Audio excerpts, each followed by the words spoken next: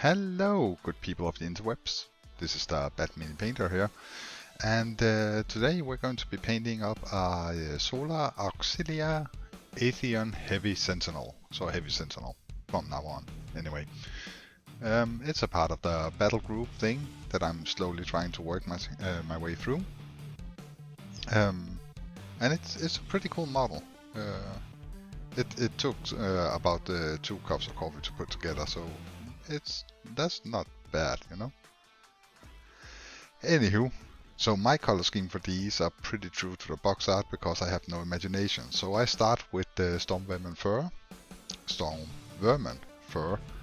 and I slap it on heavily thinned down, and then I kind of use the model as a palette. And I have no respect for details at this point. I just get a really thin coat on, and I let that dry, and then I go back in and patch up where the coat didn't do a complete coverage.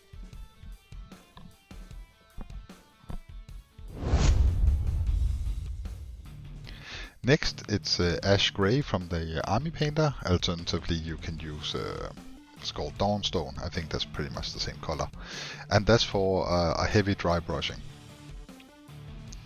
So I kind of use this as a wear and tear to make the model look like it has seen some battle.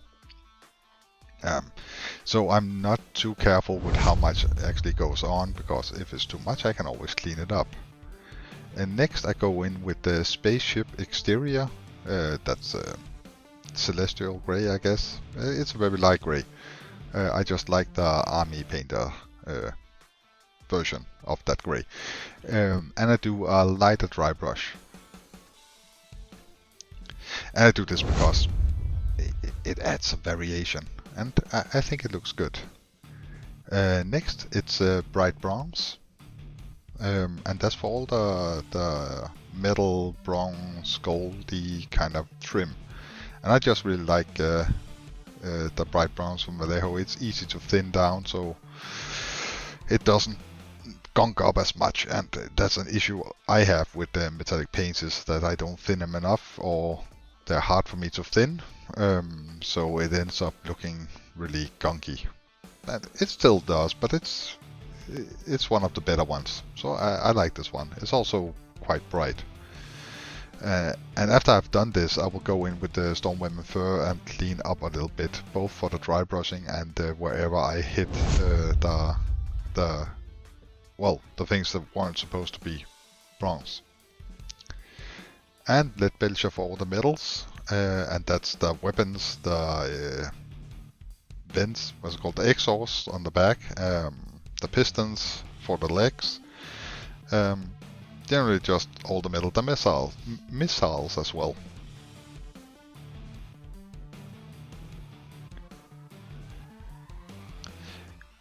I've tried using different dark metals. Lead belcher is the one that works best for me. I would love to find a Games Workshop alternative, but for now I prefer lead belcher. Scale 75 has one called trash metal. That one is pretty good as well. Retributor armor, and that's only for the sigil, the emblem.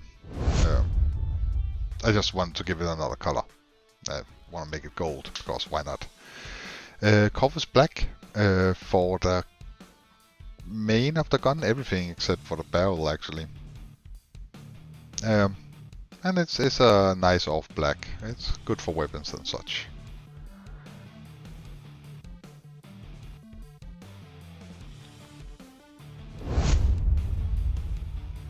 And for the tip of the missiles, I decided to go with Mephiston red.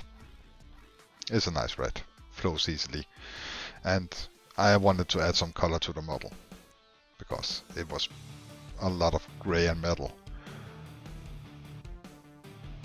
And I'm trying to be careful not to hit anything, but you know, I also gave the wires on the gun a little bit of Mephiston red and messed it up, but hey.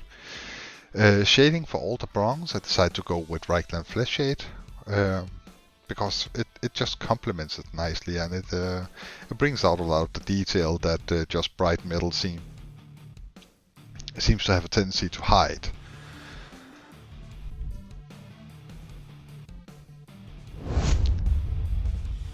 And now for my absolute new favorite wash, Oiled Earth from Vallejo. And it is, as it's named, kind of an oily earth color. And what I decided to do was, for all the pistons, I decided to add it on the top and then let it flow down, so I got a nice gradient on that. I also gave the gun a smearing of it. Now for the whatever that was, I decided to go with Spiritstone Red.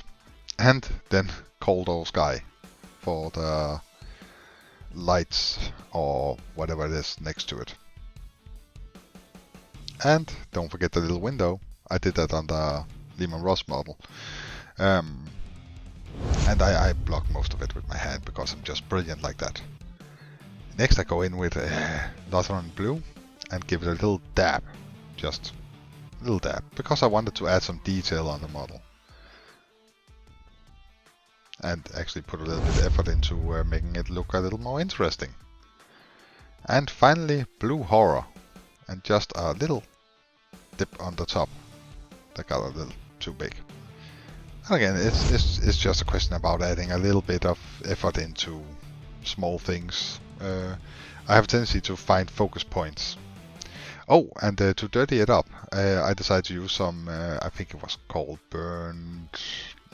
some rust pigment. And I just put that on the feet and a little bit up the legs.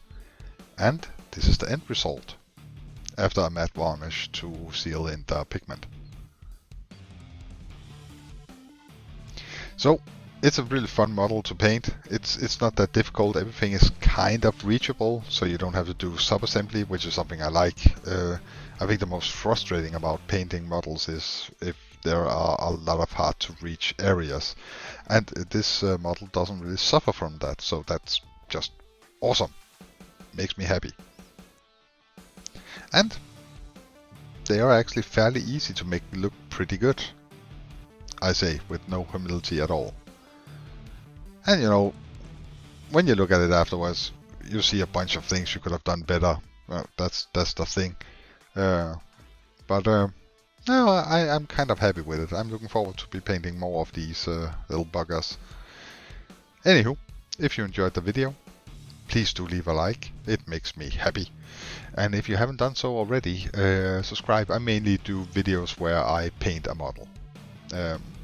And it's going to be whatever I find interesting. So, yeah, there's that. Thank you so much for your time. I know it's valuable, and I will hopefully see you soon for another upload. Bye.